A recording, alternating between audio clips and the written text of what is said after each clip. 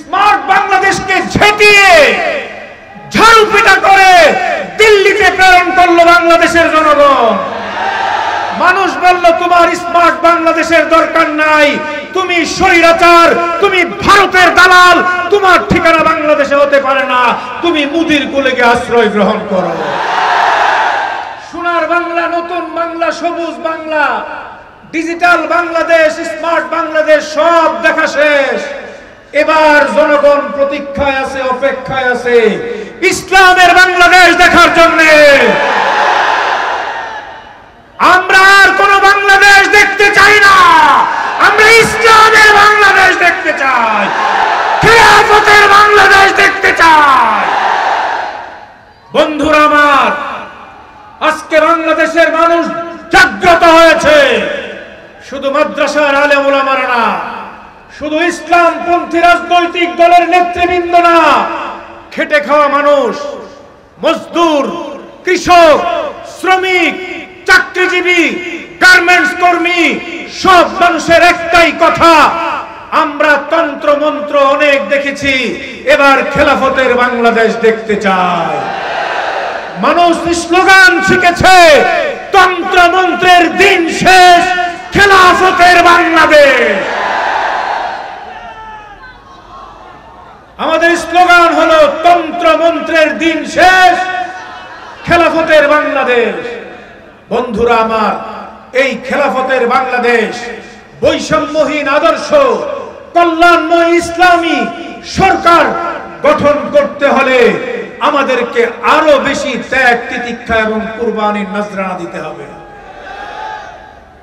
এই যে 15-16 বছর ফ্যাসিবাদের বিরুদ্ধে আমরা লড়াই করেছি, আজকে ফ্যাসিবাদের বিরুদ্ধে এই লড়াইয়ের ক্রেডিট দিয়েও আজকে বিভিন্ন ধরনের বিতর্ক। কথা কি বলেন?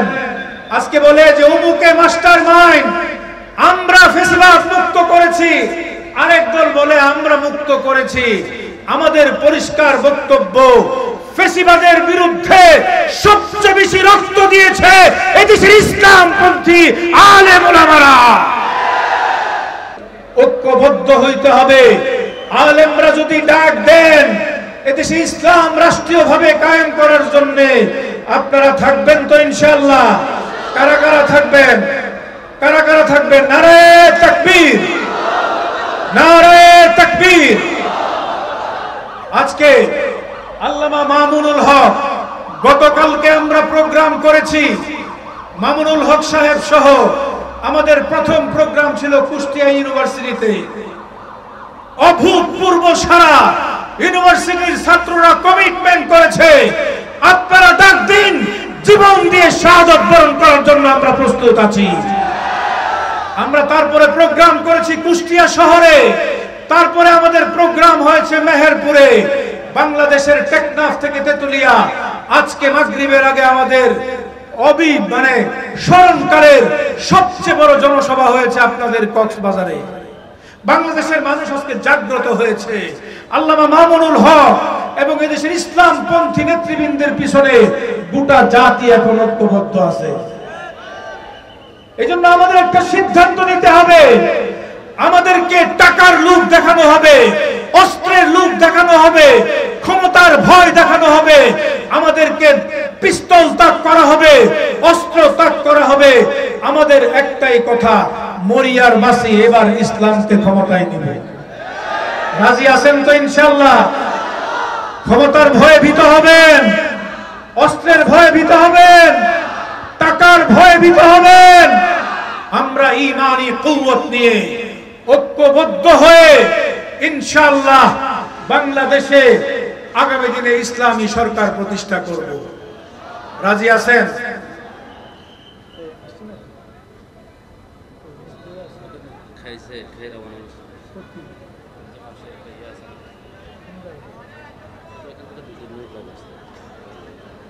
আলহামদুলিল্লাহ, আল্লামা মামুনুল হক সাহেব আসবেন ইনশাআল্লাহ। বিগত ফ্যাসিবাদের আমলে আলেমদেরকে যেইভাবে নির্যাতন করা হয়েছিল, এই যে নির্যাতন করে তাদের একটাই উদ্দেশ্য ছিল, আলেমদেরকে জনগণ থেকে বিচ্ছিন্ন করে দিবে। কিন্তু তারা জানে না যার সাথে খোদার মদদ থাকে তাকে কেউ বিচ্ছিন্ন করতে পারে না। আলেমদেরকে কি ধরনের নির্যাতন করেছে সেই নির্যাতনের হিস্টোরি যদি বলি তাহলে দিন শেষ হয়ে যাবে, সেই হিস্টোরি বলা শেষ হবে না। দীর্ঘ 15-16 বছর এদেশের মানুষ একটি জালিম শাহীর নির্যাতনে নিষ্পেষিত ছিল। স্বৈরাচারী ফেসিবাদী শাসনে মানুষ ইসলামের পক্ষে মন খুলে কোরআনের পক্ষে কথা বলতে পারে নাই। ইসলামী জলসাগুলোতে, ওয়াজ মাহফিলগুলোতে আলেম উলামা, ইসলামী আলোচকদের মাইক কেড়ে নিত এক শ্রেণীর সন্ত্রাসী। মসজিদের মিম্বারগুলোতেও হক কথা বলার সুযোগ পেত না।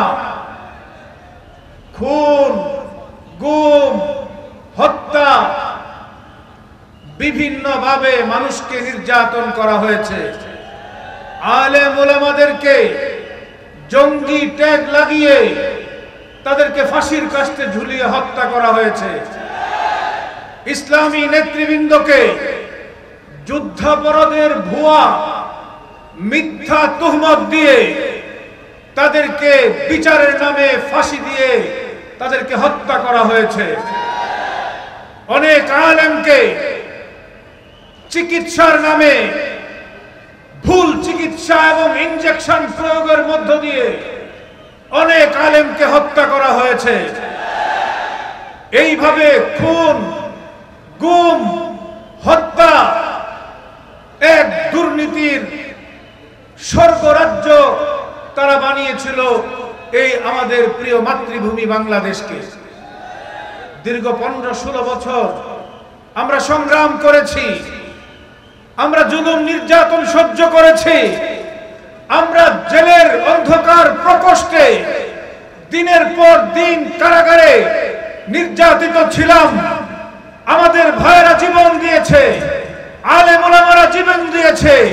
এই সব কিছুর বদৌলতে আজকে আমরা একটা মুক্ত স্বাধীন বাংলাদেশ পেয়েছি। এই নতুন বাংলাদেশে এদেশের ইসলামপন্থী আলেম ওলামা তাদের আগামী দিনের ভাবনা কি জানার দরকার আছে না নাই?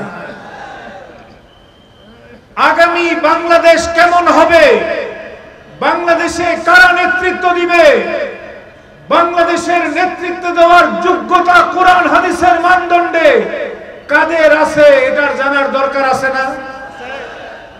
আমি আপনাদের সামনে মহাগ্রন্থ আল কোরআন থেকে একটা আয়াত তেলাওয়াত করেছি। এই আয়াতের মধ্যে আল্লাহ বলেছেন, আল্লাযীনা ইম্মাক্কান্নাহুম ফিল আরদ, আমি যদি মুসলমানদেরকে কোন মুসলিম ভূখণ্ডের শাসন ক্ষমতা দান করি তাহলে সেই শাসন ক্ষমতা যারা পাবে তাদের 4 দফা কর্মসূচি হবে। কয় দফা? 4টা কর্মসূচি থাকবে। মুসলিম ভূখণ্ডে মুসলমানদেরকে যদি আল্লাহ ক্ষমতা দেন তাদের 4টা কর্মসূচি পালন করবে তারা। এই 4 কর্মসূচি পালনের যোগ্যতা যারা আছে, যাদের আছে তারাই বাংলাদেশের ক্ষমতায় যাবে। যাদের যোগ্যতা নাই তারা তাদের বাংলাদেশে ক্ষমতার যাওয়ার কোনো অধিকার নাই। আল্লাহ বলেছেন 1 নম্বর কর্মসূচি হলো আকামুস সালাত, তারা নামাজ কায়েম করবে। বাংলাদেশে এই 92% মুসলমানদের এই ভূখণ্ডে যারা রাষ্ট্রের দায়িত্ব পাবে, যারা আগামী দিনে ক্ষমতায় পাবে, ক্ষমতায় যাবে, তাদের 1 নম্বর দায়িত্ব হলো তারা নামাজ কায়েম করবে। নামাজ কায়েম করতে হলে কি করতে হয়? একটা নিরাপদ মসজিদ লাগে। মুসলিম সমাজের 10-15টা বাড়ি এক জায়গায় বসবাস শুরু করলে, পরিবার বসবাস শুরু করলে তারা একটা মসজিদ বানায়। কিন্তু ফেসিবাদের সময় আমরা কি দেখেছি? মসজিদের মিম্বরে বসে আলেম ওলামারা হক কথা বলতে পারে নাই। এরকম মসজিদ না, যেই মসজিদে ইসলামের বিধানগুলো বুক চেতিয়ে আলেমরা বলবে কোন স্বৈরাচারের দূষর সন্ত্রাসী এসে চোখ রাঙ্গাতে পারবে না। এজন্য সুন্দর মসজিদ যারা নির্মাণ করবে, নিরাপদ মসজিদ যারা উপহার দিতে পারবে, তারাই আগামী দিনের ক্ষমতায় যাওয়ার যোগ্য। যারা মসজিদে গিয়ে ইমাম সাহেবের সাথে মাতবরি করবে, ইমাম সাহেবকে চোখ রাঙ্গাবে, ওই সমস্ত ফেসিবাদ বাংলাদেশের ক্ষমতায় আসতে পারবে না। কথা ঠিক আছে? নামাজ কায়েম করতে হলে নামাজ কায়েমের যোগ্যতা কাদের আছে? যারা সহিভাবে নামাজ পড়তে পারে। আমরা বলতে চাই, আগামী দিনে বাংলাদেশের ক্ষমতায় তারাই যাবে যারা নিজেরা ইমামতি করার যোগ্যতা রাখে। যিনি এমপি হবেন তিনি হবেন ইমাম, যিনি মন্ত্রী হবেন তিনি হবেন খতিব, যিনি বাংলাদেশের বিভিন্ন সেক্টরে নেতৃত্ব দিবেন সকল সেক্টরের ইসলামী দায়িত্ব পালন করার যোগ্যতা থাকতে হবে। সুতরাং ইমামতির যোগ্যতা কাদের আছে? আলেমদের আছে। কাদের আছে? আলেমদের আছে। সুতরাং আগামী দিনে বাংলাদেশের ক্ষমতায় যাওয়ার যোগ্যতা কাদের আছে? আলেমদের। আমাদের স্লোগান হবে, আলেম উলামা যেখানে আমরা আছি সেখানে, আলেম বিদ্বেষী যেখানে আমরা নাই সেখানে। কথা ঠিক আছে? আমরা বলতে চাই, সহি শুদ্ধভাবে কোরআন যদি শিক্ষা না জানা না থাকে, কোরআন যদি সহি শুদ্ধভাবে না জানা থাকে, নামাজ হবে? বাংলাদেশের শিক্ষা ব্যবস্থায় সহিভাবে কোরআন শেখার কোনো ব্যবস্থা আছে? জোরে বলেন আছে? আমরা বলতে চাই, দাওরায়ে হাদিস পাস, মাস্টার্সের সমমান দাওরায়ে হাদিস পাস আলেমদেরকে বাংলাদেশের বিদ্যালয়ে, প্রাথমিক বিদ্যালয়ে, হাই স্কুলে ধর্মীয় শিক্ষক হিসেবে যদি নিয়োগ দেওয়া হয়, আমাদের স্কুলের ছাত্ররা সহি শুদ্ধভাবে কোরআন শিখবে। কথা ঠিক না বেঠিক? আজকের এই মাহফিল থেকে আমরা দাবি করব, সহিভাবে নামাজ কায়েমের জন্য, সহি শুদ্ধ তেলাওয়াত শিক্ষা দেওয়ার জন্য বাংলাদেশের প্রত্যেকটি স্কুলে, প্রত্যেকটি বিদ্যালয়ে, কওমি মাদ্রাসায় পাশ করা দাওরায়ে হাদিসের ছাত্র এবং আলেমদেরকে ধর্মীয় শিক্ষক নিয়োগ দিতে হবে। যারা এই নিয়োগ দেওয়ার ওয়াদা করবে তারাই ক্ষমতায় যাবে। কথা ঠিক আছে?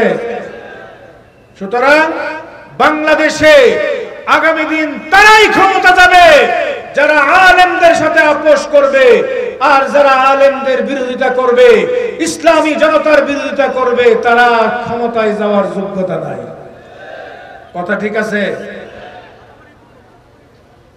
2 নম্বর যোগ্যতা কি? ওয়াতাউজ যাকাত, তারা যাকাত প্রদান করবে।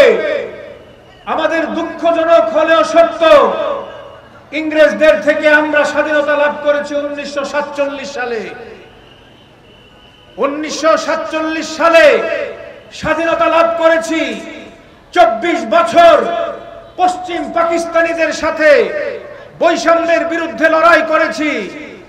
আমরা বাংলাদেশ স্বাধীনতা পাওয়ার আজকে 53 বছর।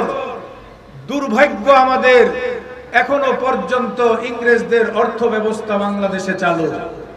কথা ঠিক না বেঠিক? এখনো ইংরেজদের বিচার ব্যবস্থা বাংলাদেশে চালু, এখনো ইংরেজদের দণ্ডবিধি বাংলাদেশে চালু। আমরা বলতে চাই, 92% মুসলমানদের দেশে অর্থ ব্যবস্থার ভিত্তি হবে যাকাত। কোন সুদ ভিত্তিক অর্থ ব্যবস্থা বাংলাদেশে চলতে পারে না। কথা ঠিক না বেঠিক?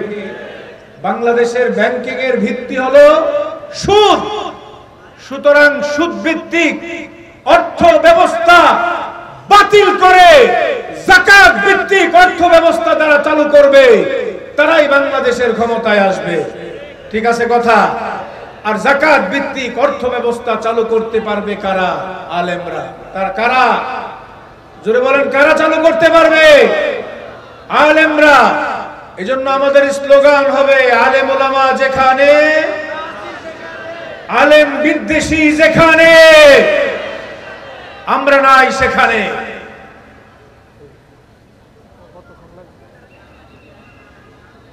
আজকে বাংলাদেশে সুদ ভিত্তিক অর্থনীতি চালু। এই সুদ ভিত্তিক অর্থনীতি চালু থাকার কারণে বাংলাদেশের মানুষের টাকা পয়সার মধ্যে দিন দিন বরকত কমতেছে।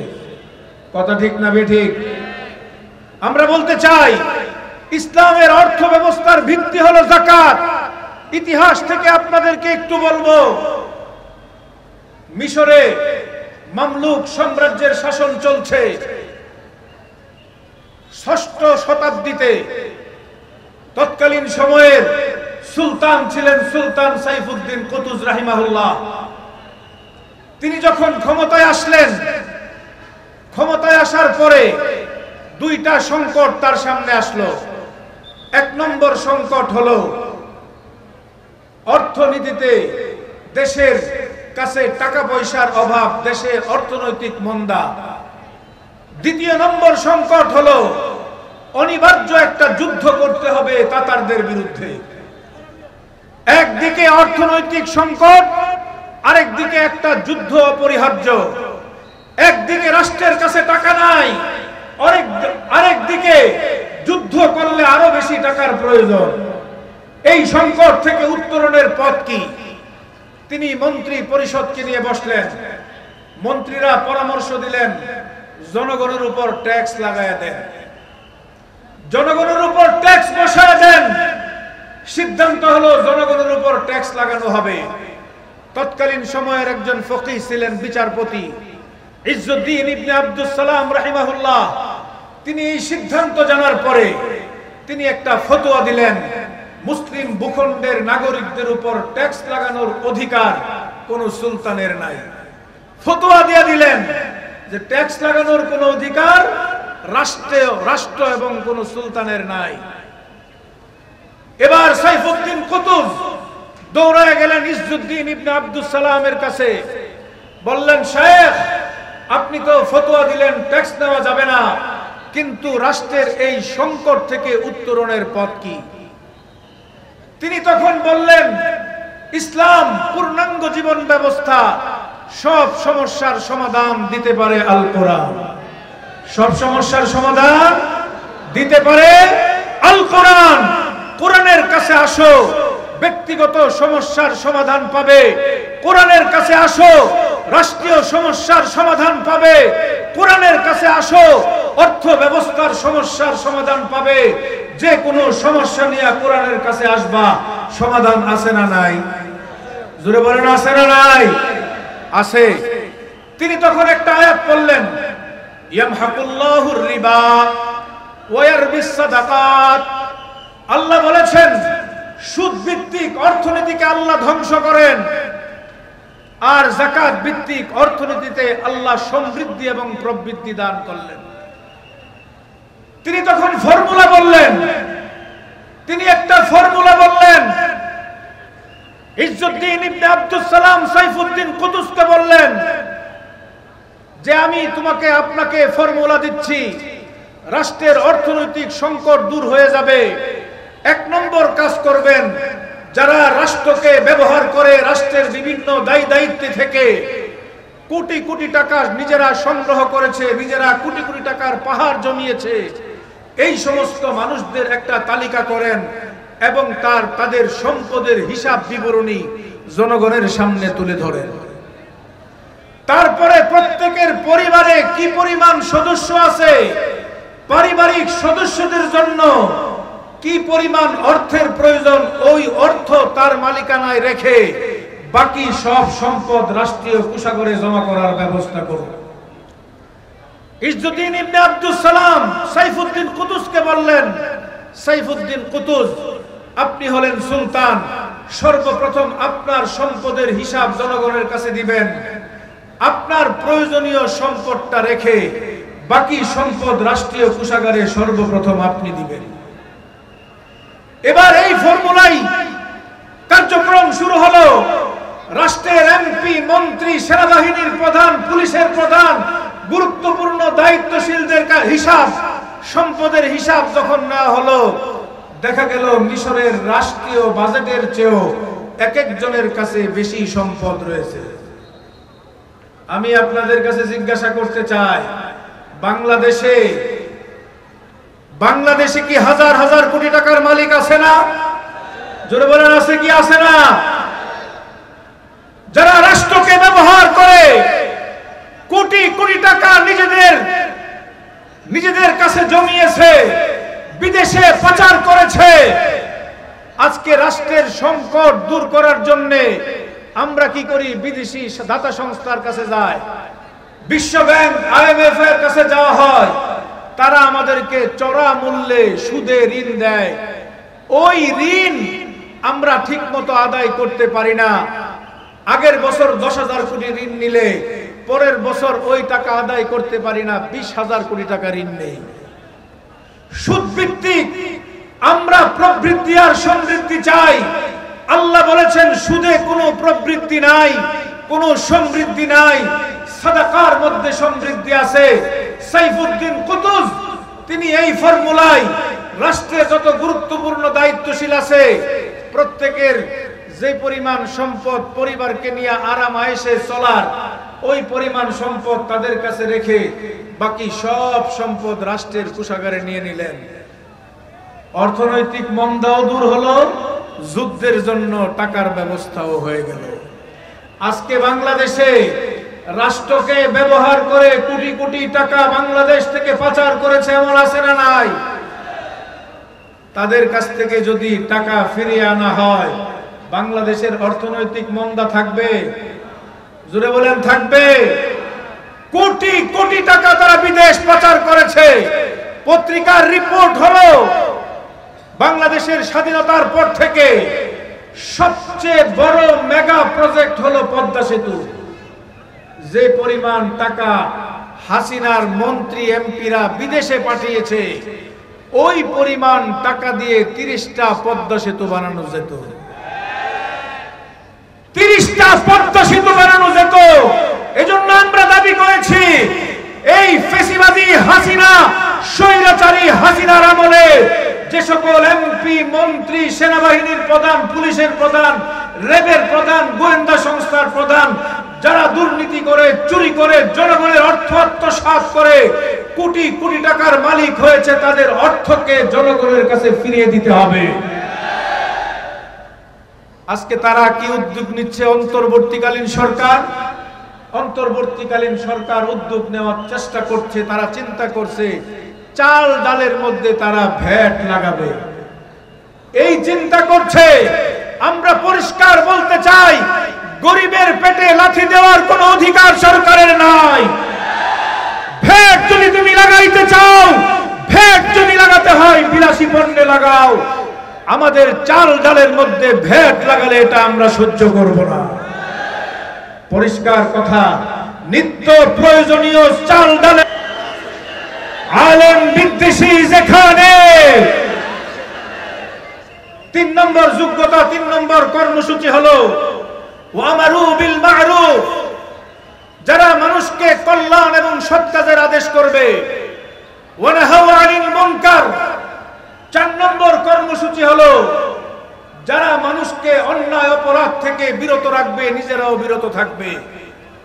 ফেসিবাদের আমলে আমরা দেখেছি শিক্ষা ব্যবস্থার মধ্যে বেহায়াপনা ঢোকানো হয়েছে, সমকামিতাকে প্রমোট করা হয়েছিল, অবাধ মেলামেশা, নারী পুরুষের অবাধ মেলামেশাকে আমাদের কোমলমতি ছাত্রদের মাথায় ঢুকানোর চেষ্টা করা হয়েছে।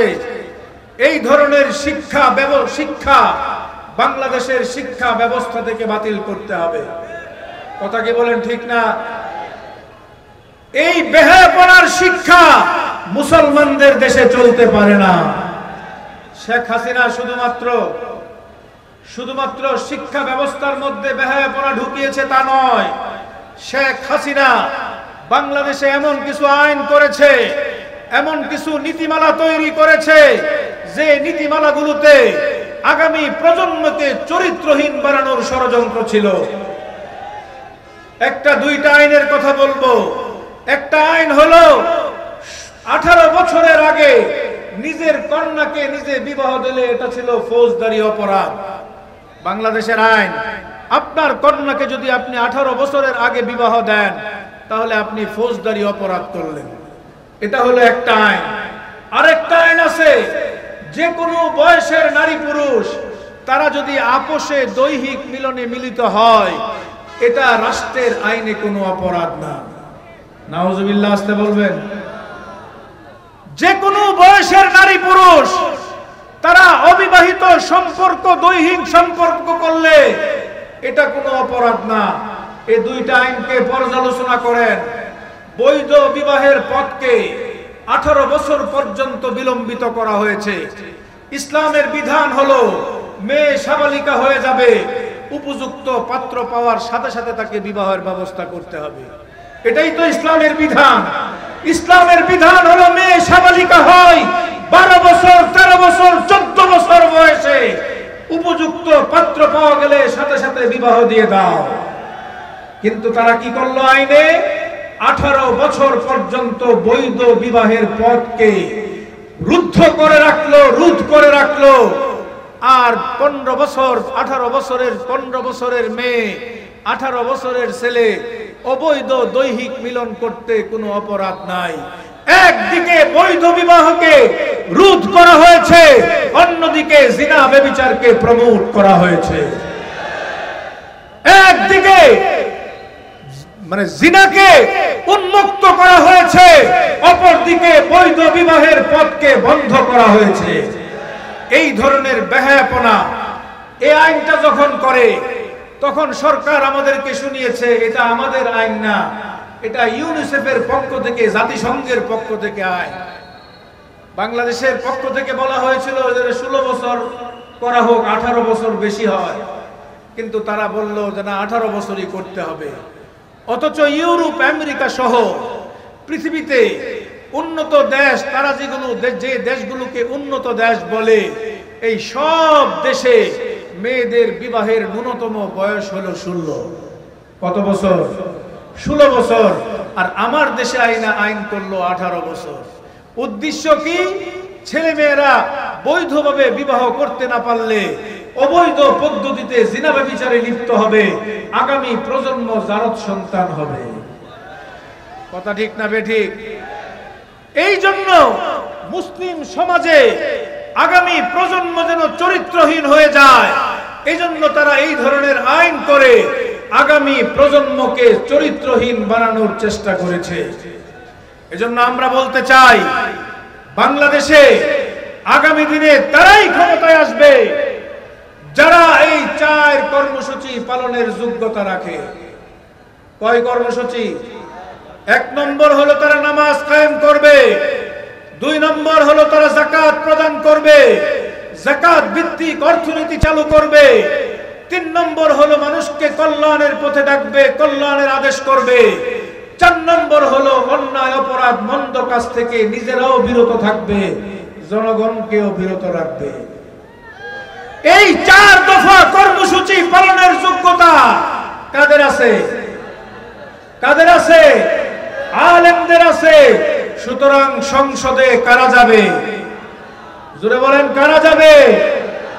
সংসদে কারা যাবে? বঙ্গভবনে কারা যাবে? আলেমরা যাবে।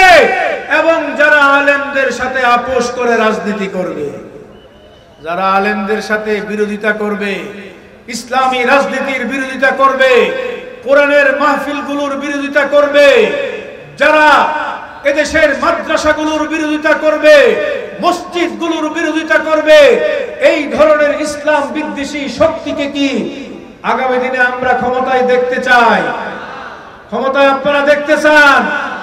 আমরা ক্ষমতায় দেখতে চাই ইসলামের পক্ষের শক্তি, যারা ইসলামের পক্ষে থাকবে, আলেমদের পক্ষে একসাথে ময়দানে রাজনীতিতে যারা আসবে তারাই ক্ষমতায় যাবে, তাদেরকে আমরা নির্বাচিত করব।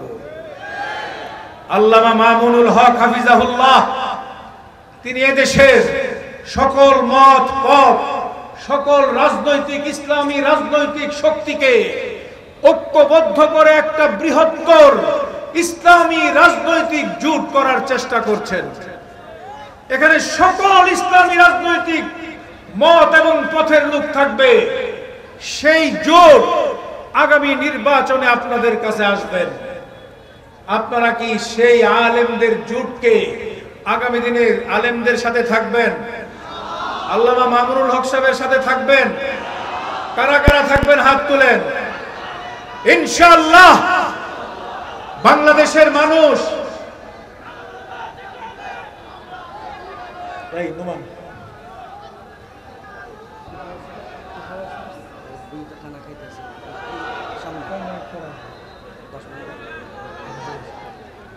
ইনশাআল্লাহ আপনারা সবাই বলেন আলহামদুলিল্লাহ। আল্লামা মামুনুল হক সাহেব এসে গেছেন। ইনশাআল্লাহ তিনি কিছুক্ষণের মধ্যে উঠবেন। বাংলাদেশের মানুষ 1971 সাল থেকে, তারা 71 সালের আগে পাকিস্তানিদের দ্বারা বৈষম্যের শিকার ছিল। নেতারা বলল এবার পাকিস্তানিদের বিরুদ্ধে জাগতে হবে। জনগণ জাগলো, রক্ত দিল, অনেক মা সন্তান হারা হলো, অনেক স্ত্রী স্বামী হারা হলো। দীর্ঘ 9 মাস আন্দোলন যুদ্ধ করে আমরা স্বাধীনতার সূর্য পাকিস্তানিদের কাছ থেকে কেড়ে আনলাম। কিন্তু আমরা দেখলাম সরকারের পরিবর্তন হয়েছে, দলের পরিবর্তন হয়েছে, জনগণের ভাগ্যের পরিবর্তন হয় না। এক একজন এসে আমাদেরকে বলল আপনাদেরকে সোনার বাংলা উপহার দিব। জনগণ এক বুক আশা নিয়ে তারা আশায় বুক বাঁধলো, এবার আমরা সোনার বাংলা পাবো, আর আমাদের কোনো বৈষম্য থাকবে না, ধনী গরিবের মধ্যে কোনো পার্থক্য থাকবে না। কিন্তু জনগণ 1 বছর যাওয়ার পরে দেখলো যে 71 সালে এত মানুষের প্রাণ গেল বৈষম্যের বিরুদ্ধে, 1 বছর যাওয়ার পরে দেখলো গরিবের কোনো অধিকার এদেশে নাই। কম্বল চুরি করে এক একজন আঙ্গুল ফুলে কলা গাছ হয়ে গেছে। তাদের নেতা বলল পৃথিবীর বিভিন্ন দেশে খনি পাওয়া যায়, স্বর্ণের খনি, আমার দেশে আমি পেলাম সুরের খনি। এভাবে হতাশা প্রকাশ করে তারা চিন্তা করলো এবার কি করতে হবে। এবার সব দল ব্যান্ড করে বাকশাল কায়েম করতে হবে। বাকশাল কায়েম করে তারা রাজনৈতিক নেতৃবৃন্দ কর্মীদেরকে হত্যা শুরু করলো। 30,000 রাজনৈতিক নেতা কর্মীকে হত্যা করলো। এইভাবে শুরু হয়েছে। আপনাদেরকে আমরা হতাশ করব না, নতুন বাংলা উপহার দিব। কিন্তু নতুন বাংলার যেই স্বপ্নদ্রষ্টা, তিনি বেশি দিন বাংলাদেশে বাঁচতে পারেন নাই, তাকে হত্যা করা হলো। এবার আসলো সবুজ বাংলা। 9 বছর সবুজ বাংলার স্লোগান শুনলো স্বৈরাচার এরশাদের আমলে। 9 বছর পরে মানুষ বুঝলো এই সবুজ বাংলা আর একটা স্বৈরাচার। মানুষ মুখ ফিরিয়ে নিল। সর্বশেষ ডিজিটাল বাংলাদেশ শেখ হাসিনা দেখালো। ডিজিটাল বাংলাদেশ কত প্রকার, কিভাবে মানুষকে নির্যাতন করতে হয়, কিভাবে মানুষের অধিকার কেড়ে নিতে হয়, কিভাবে মানুষের কণ্ঠকে স্তব্ধ করতে হয়। এইভাবে ডিজিটাল বাংলাদেশ মানুষ দেখেছে। মানুষ ডিজিটাল বাংলাদেশ দেখে শিক্ষা গ্রহণ করেছে। শেষ সময়ে এসে নতুন স্লোগান তুললো হাসিনা, ডিজিটাল বাংলাদেশ না, স্মার্ট বাংলাদেশ। স্মার্ট বাংলাদেশকে ঝেঁটিয়ে ঝাড়ু পিটা করে দিল্লিতে প্রেরণ করলো বাংলাদেশের জনগণ। মানুষ বলল তোমার স্মার্ট বাংলাদেশের দরকার নাই, তুমি স্বৈরাচার, তুমি ভারতের দালাল, তোমার ঠিকানা বাংলাদেশে হতে পারে না, তুমি মুদির কুলে গিয়ে আশ্রয় গ্রহণ করো। হাসিনা মুদির কুলে চলে গেল।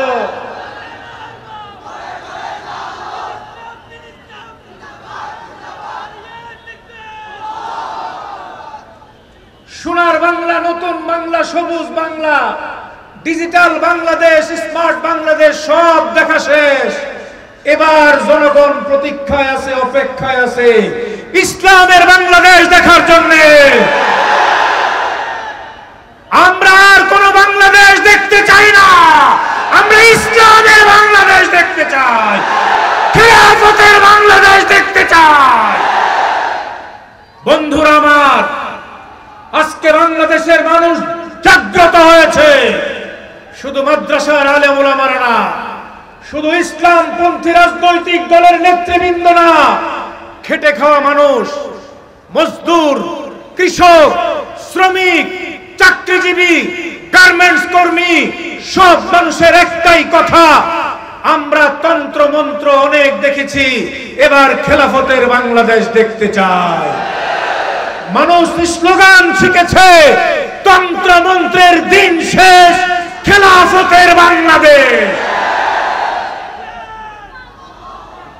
আমাদের স্লোগান হলো তন্ত্র মন্ত্রের দিন শেষ, খেলাফতের বাংলাদেশ। বন্ধুরা আমার, এই খেলাফতের বাংলাদেশ, বৈষম্যহীন আদর্শ, কল্যাণময় ইসলামী সরকার গঠন করতে হলে আমাদেরকে আরো বেশি ত্যাগ তিতিক্ষা এবং কুরবানির নজরানা দিতে হবে। এই যে 15-16 বছর ফ্যাসিবাদের বিরুদ্ধে আমরা লড়াই করেছি, আজকে ফ্যাসিবাদের বিরুদ্ধে এই লড়াইয়ের ক্রেডিট দিয়েও আজকে বিভিন্ন ধরনের বিতর্ক। কথা কি বলেন? আজকে বলে যে অমুকে মাস্টার মাইন্ড, আমরা ফ্যাসিবাদ মুক্ত করেছি, আরেক দল বলে আমরা মুক্ত করেছি। আমাদের পরিষ্কার বক্তব্য, ফ্যাসিবাদের বিরুদ্ধে সবচেয়ে বেশি রক্ত দিয়েছে এদেশের ইসলামপন্থী আলেম ওলামারা। ফ্যাসিবাদের প্রধান শত্রু ছিল ইসলাম।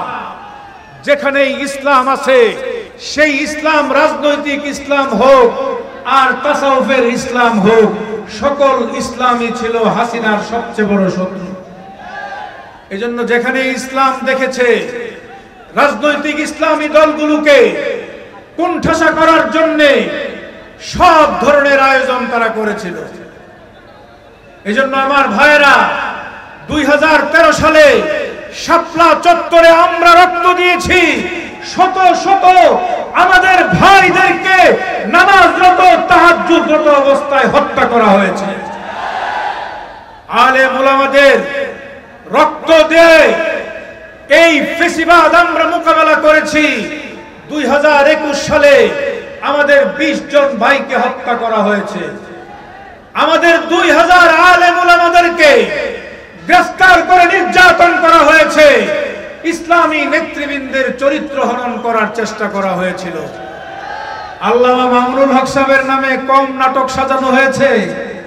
মামুনুল হক সাহেবের নামে কত ধরনের মিথ্যা কল্প কাহিনী সাজিয়ে তাকে জনগণ থেকে বিচ্ছিন্ন করার চেষ্টা করেছিল। কিন্তু জনগণ থেকে মামুনুল হক, এদেশের আলেমরা বিচ্ছিন্ন হয় নাই। তোমাদের ঠিকানা বাংলাদেশে হয় নাই, তোমাদের ঠিকানা হয়েছে দিল্লিতে মোদির কোলে।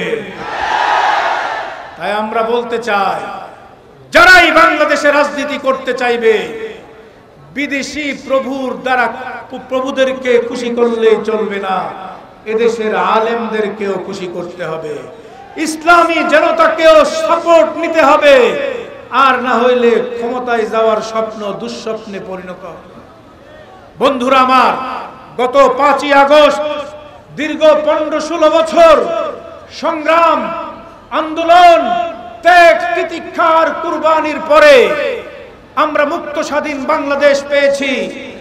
এই বিপ্লব আমাদেরকে সবক দিয়েছে, আমাদেরকে শিক্ষা দিয়েছে, আমাদেরকে চোখে আঙ্গুল দিয়ে দেখিয়ে গেছে, জনগণ যদি জাগ্রত হয়, যত বড় শক্তি হোক সেই শক্তি টিকে থাকতে পারে না।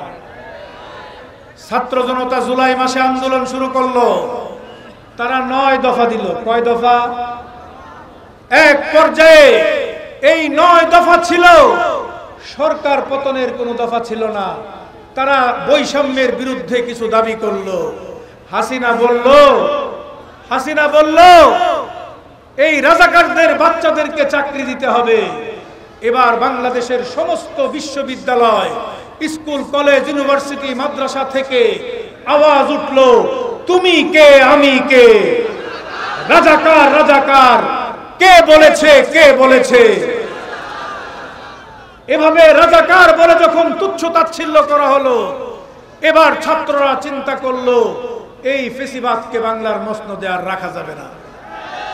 এবার 9 দফা নয়, এবার হলো 1 দফা। ছাত্ররা ঘোষণা করলো 1 দফা। জনগণ বলল আমরা আপনাদের 1 দফার সাথে একমত। 1 দফা পালন করতে গোটা বাংলাদেশ ঐক্যবদ্ধ হয়ে গেল। হাসিনা কি টিকতে পেরেছে? টিকতে পেরেছে। জনগণ যদি ঐক্যবদ্ধ হয়ে যায়, জনগণ যদি সংঘবদ্ধ হয়ে যায়, হাসিনার কাছে আর্মি ছিল, র্যাব ছিল, পুলিশ ছিল, তার গুন্ডা বাহিনী, হেলমেট বাহিনী, হাতুড়ি বাহিনী ছিল, জনগণ ঐক্যবদ্ধ হয়ে গেল।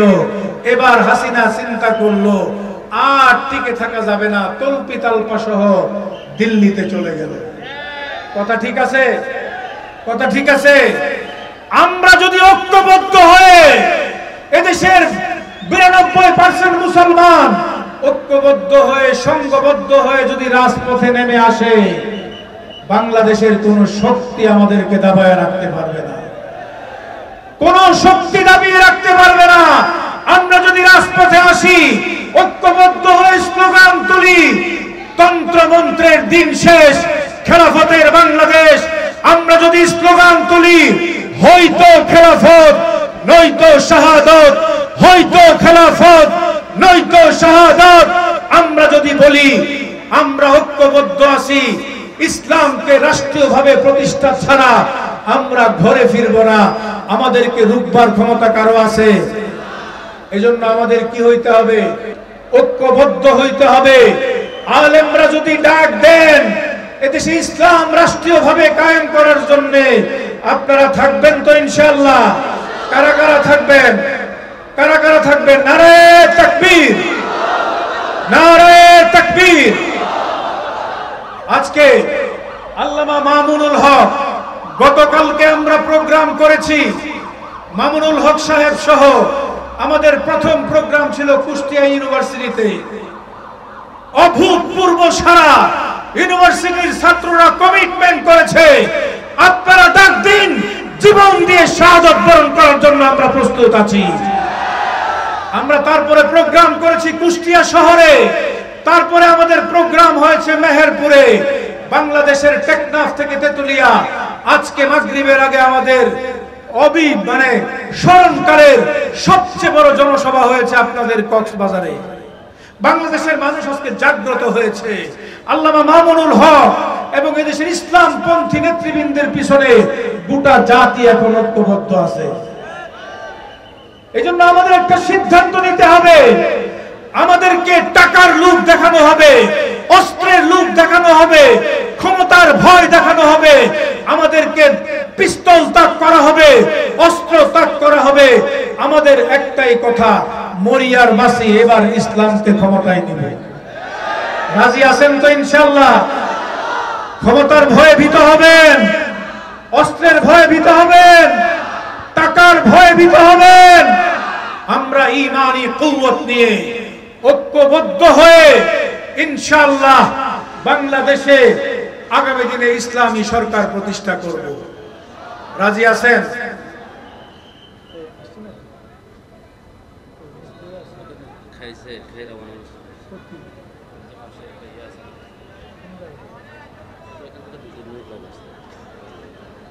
আলহামদুলিল্লাহ, আল্লামা মামুনুল হক সাহেব আসবেন ইনশাআল্লাহ। বিগত ফেসিবাদের আমলে আলেমদেরকে যেইভাবে নির্যাতন করা হয়েছিল, এই যে নির্যাতন করে তাদের একটাই উদ্দেশ্য ছিল, আলেমদেরকে জনগণ থেকে বিচ্ছিন্ন করে দিবে। কিন্তু তারা জানে না, যার সাথে খোদার মদদ থাকে তাকে কেউ বিচ্ছিন্ন করতে পারে না। আলেমদেরকে কি ধরনের নির্যাতন করেছে, সেই নির্যাতনের হিস্টোরি যদি বলি তাহলে দিন শেষ হয়ে যাবে, সেই হিস্টোরি বলা শেষ হবে না। আমার ভাইয়েরা, আপনাদের চট্টগ্রামে আমি আর আল্লামা মামুনুল হক হাফিজাহুল্লাহ দুইজন এক রুমে ছিলাম দীর্ঘ 14 মাস। উনি জেল খেটেছেন 3 বছর, আমি জেল খেটেছি 18 মাস, এক রুমে 14 মাস ছিলাম।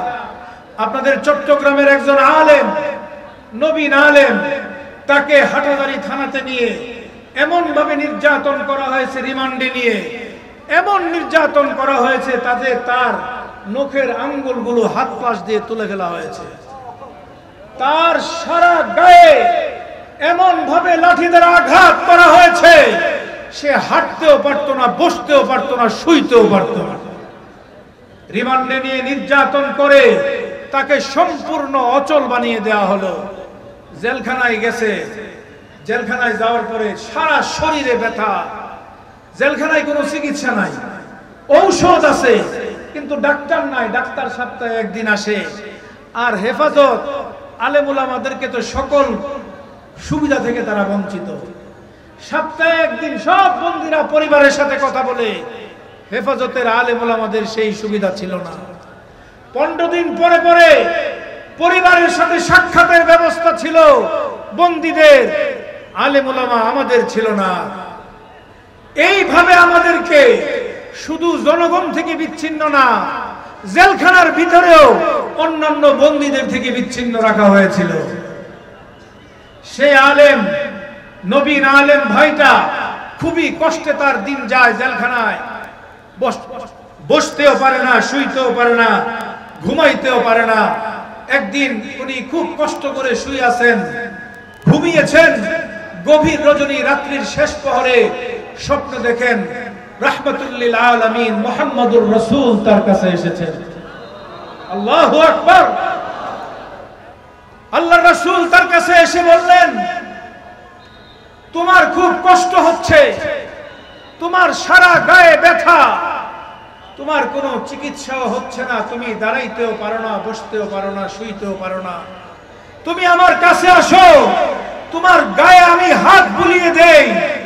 আমার ভাই স্বপ্ন দেখলো আল্লাহর রাসূল তার গায়ে হাত বুলিয়েছেন। তার পরের দিন দেখেন তার শরীরে এক ফোঁটাও ব্যথা নাই। এজন্য আমরা বলতে চাই, আল্লাহর রহমত যদি আলেমদের সাথে থাকে, দুনিয়ার কোনো শক্তি আমাদেরকে কিছুই করতে পারবে না। এজন্য আলেমদের সাথে থাকবেন তো? আল্লামা মামুনুল হক সাহেবের সাথে থাকবেন তো? কারা কারা থাকবেন হাত তোলেন। নারায়ে তাকবীর। মামুনুল হক এগিয়ে চলুন,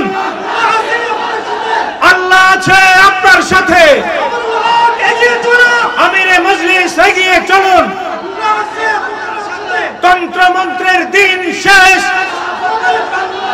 খেলাফতের বাংলাদেশ, হয়তো খেলাফত নয়তো শাহাদাত, নারায়ে তাকবীর। আলেম উলামা যেখানে, আলেম বিদ্বেষী যেখানে, ইসলামের শত্রুরা কুরআন সুন্নাহর আলো সংসদে জালো। আল্লামা মামুনুল হক সাহেব এসে গেছেন, সবাই বলেন আলহামদুলিল্লাহ। তিনি আপনাদেরকে দিক নির্দেশনামূলক বক্তব্য দিবেন। ওয়া আখির দাওয়ানা আলহামদুলিল্লাহি রাব্বিল আলামিন।